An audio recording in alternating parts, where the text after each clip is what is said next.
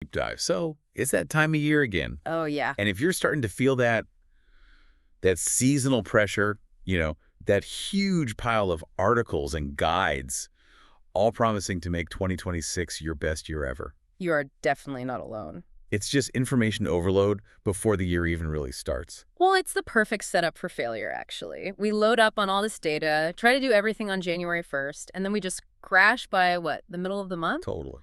So for you, the listener who wants knowledge but really values efficiency and hates being overwhelmed, our mission today is to cut right through that noise. Absolutely. We've taken a deep dive into sources focused on practical planning. This isn't just philosophy. The sources give us a simple kind of three-point guide. They really do. And the core idea here is that starting 2026 isn't about perfection. It's not a revolution. Right. It's about building a framework with two key principles: clarity in what you're aiming for and constancy in your effort. If you don't have a structure, the knowledge is useless. We're going to build that structure today. Okay, let's unpack this blueprint. Step one is, it's a little counterintuitive. Before you race toward the future, the sources insist we have to pause and look back. We need closure on 2025. Why is looking backwards so essential for moving forward? It's all about context. I mean, you can't chart a new course if you don't know where you are right now, right? Yeah. But what's really powerful is how the sources frame this. It's about learning, not guilt or, beating yourself up. That is such a key distinction. So what kind of questions should we be asking to make sure we're learning and not just judging ourselves? Well, first, you identify what worked well in 2025. That shows you your strengths. It gives you some momentum. Okay. But just as important is figuring out what didn't work. And not to dwell on it, but to understand why. Was the goal just too big? Was the approach wrong? So it's like a diagnostic. Exactly. And then you translate that into two decisions. What do I want to repeat? And maybe more importantly, what do I need to consciously leave behind in 2025? Yes. That act of leaving something behind, like a bad habit or an old commitment, is just as powerful as setting a new goal. I can see that. And here is the best tip from the source, the thing that stops this from becoming some huge existential crisis. Okay. Keep it brief, just a few sentences per question. If you overcomplicate the review, you get analysis paralysis before you've even started. The goal is clarity, not a novel. I love that. Keep it simple. So, okay, we've closed the books on 2025. Right. Where do we go next? The sources say the biggest error is just focusing on loose goals. Ah, yes, the vague "I want to be better" goal. Exactly. It's nice, but it's completely empty. It is, and that's why step 2 is defining specific life areas. A lot of goal-oriented people, especially learners, tend to hyper-focus. Right, and on one thing. Yeah, they might be crushing it at work, but then they realize they haven't exercised in 3 months or called their parents. So this is about creating a sort of forced balance. The sources suggest 6 specific areas, right? Yep, 6. And together, they give you a more holistic view of your life, not just, say, career success. Let's list them, because they're the foundation for everything else. Okay, first up is the intellectual one. Studies or school? Then, the one that always gets dropped first, health. And crucially, they define this as both physical and mental health. Good. So not just the gym. Not just the gym, it's about stress, rest, all of it. Third is money. And this can be simple stuff, like just tracking expenses. Doesn't have to be some complex financial plan. Not at all. And then the last 3 are about connection and joy. Number 4 is relationships, friends, family. 5 is personal development, so, new hobbies, skills, that kind of thing. And the last one, number 6, is leisure and creativity. Just space to breathe. Exactly. And by organizing your plan into these 6 areas, you stop yourself from just tackling my life all at once. You're tackling 6 manageable parts. Okay, so that brings us to step 3. And this is where I think most people, including me, just derail the whole thing. We have our 6 areas. The impulse is to list, like 10 goals for each one. And that's why the sources call this section less is more. It's so critical for that learner personality type. When you see a to-do list with 50 things on it, your brain just shuts down. It's called cognitive switching cost. You burn out before you even start. So how do we fight that urge to overcommit? What's the specific rule here? It's a hard rule. Choose only 1 to 3 main goals per area. Wait, that's it? 1 to 3. That's it. So 6 areas, that's a max of, 18 goals for the whole year? That suddenly feels contained, right? It forces you to prioritize what actually matters. Okay, that makes sense.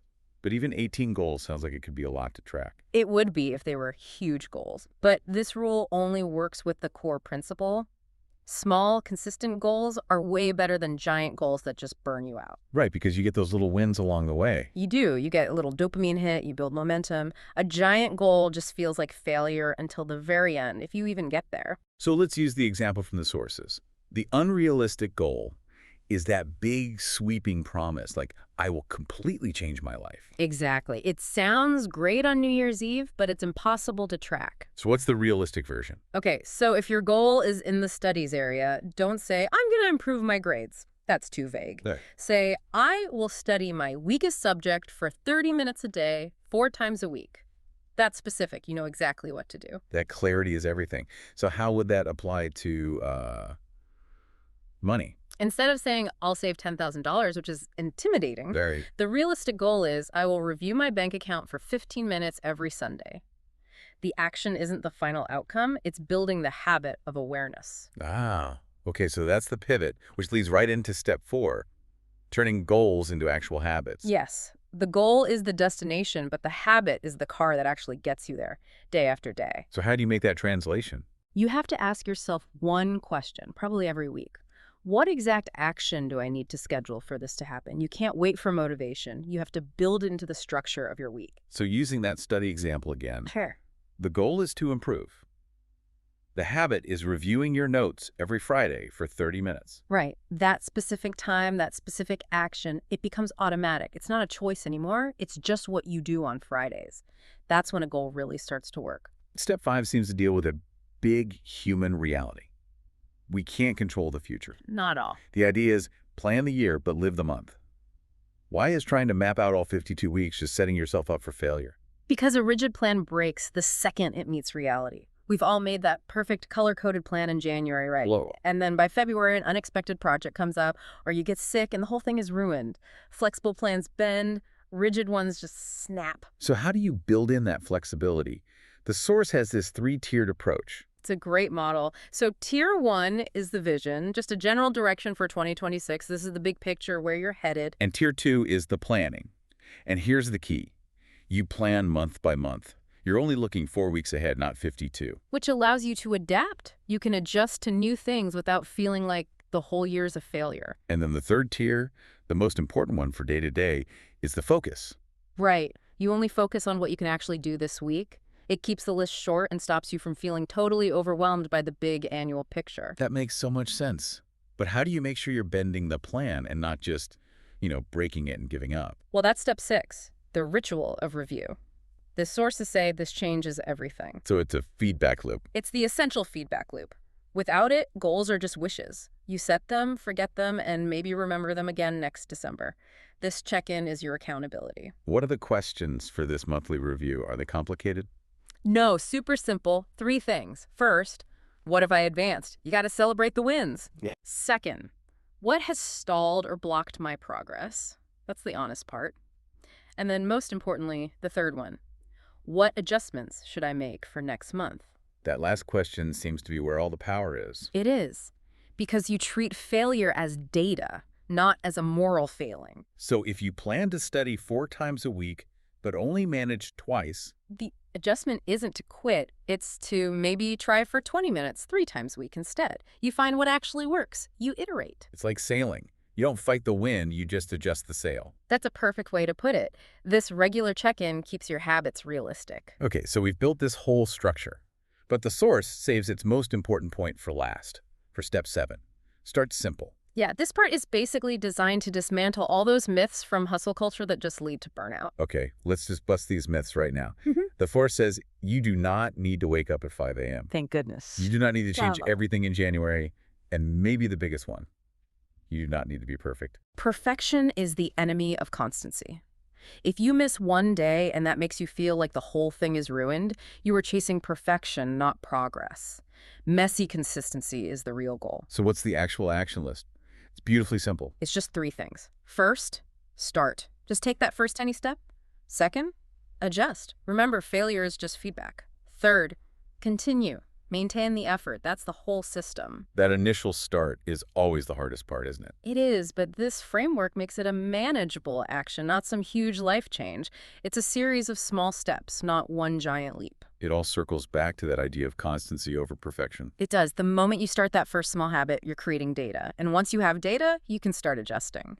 And that is where the real lasting change actually happens. What a surprisingly practical and, I guess, forgiving guide to setting goals. Yeah. So to recap our deep dive, review the past without guilt, plan across 6 life areas, set only 1 to 3 small goals per area, and then create a flexible monthly review to keep yourself on track. And for you, the listener, just remember that knowing all this is only the first step. The real test is turning this clarity into a simple weekly habit.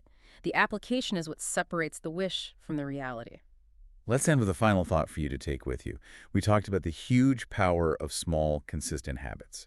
So if you were to pick just one small habit from those 6 areas we mentioned, studies, health, money, relationships, personal development, or leisure, what single 30-minute weekly action would you start today? Not next year, not next month, today. Thanks for diving deep with us. We hope this helps you start 2026 with real intention and sustainable consistency.